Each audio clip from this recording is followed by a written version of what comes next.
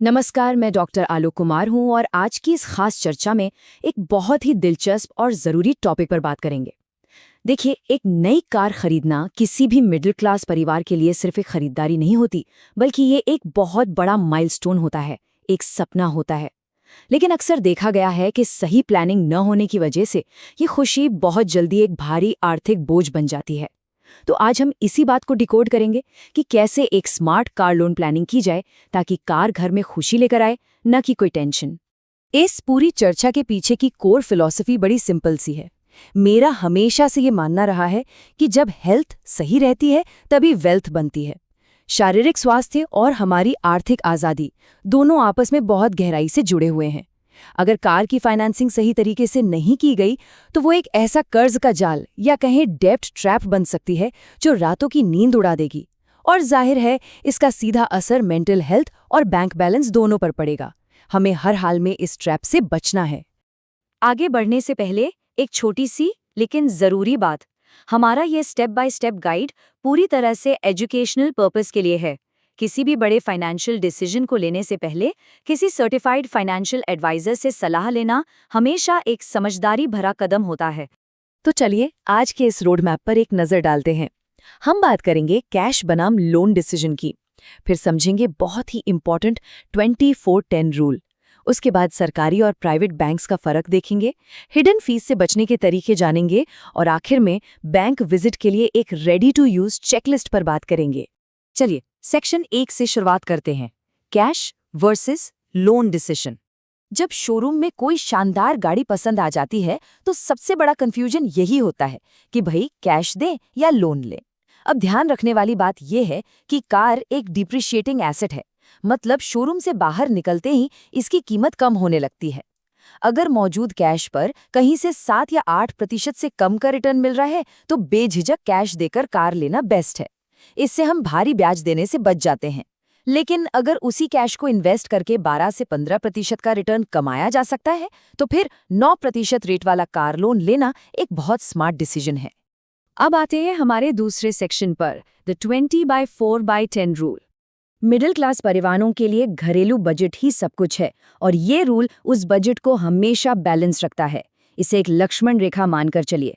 पहला स्टेप, हमेशा on road कीमत का कम से कम 20% डाउन पेमेंट जरूर करना चाहिए।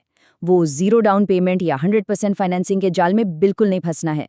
दूसरा स्टेप, लोन की अवधि यानी टेन्योर किसी भी हाल में 4 साल से ज्यादा नहीं होना चाहिए। और तीसरा सबसे जरूरी स्टेप, कार की ईएमआई, उसका इंश्योरेंस और मेंटेनेंस का कुल खर्च महीने की इन हैंड सैलरी के 10 से 15% से ऊपर नहीं जाना चाहिए।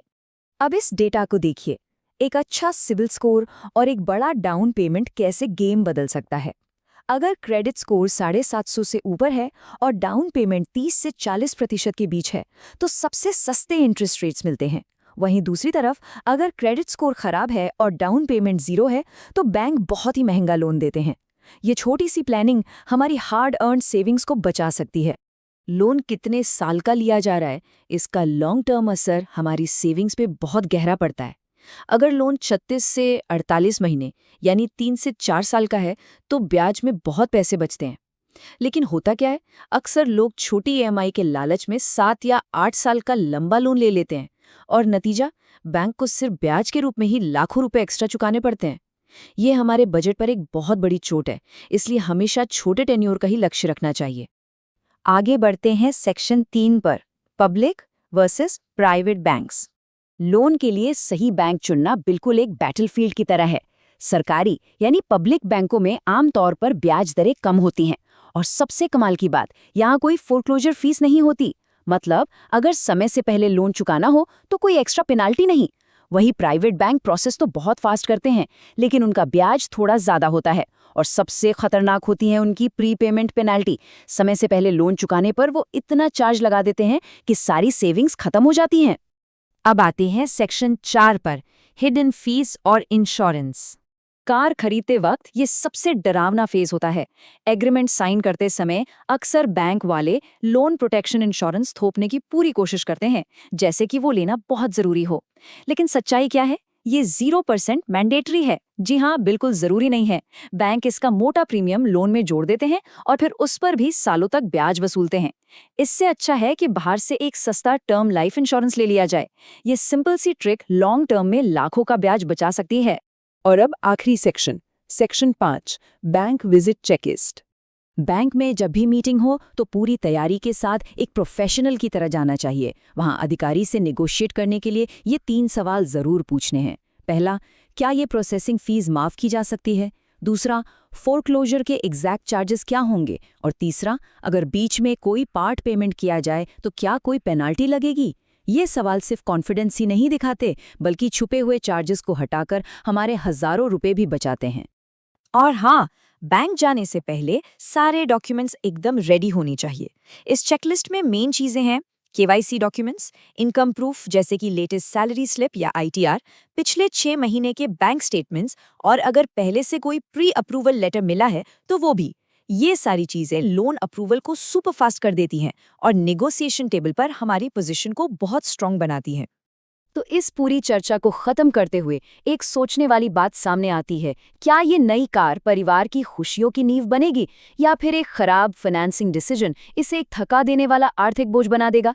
चॉइस बिल्कुल हमारे हाथ में है।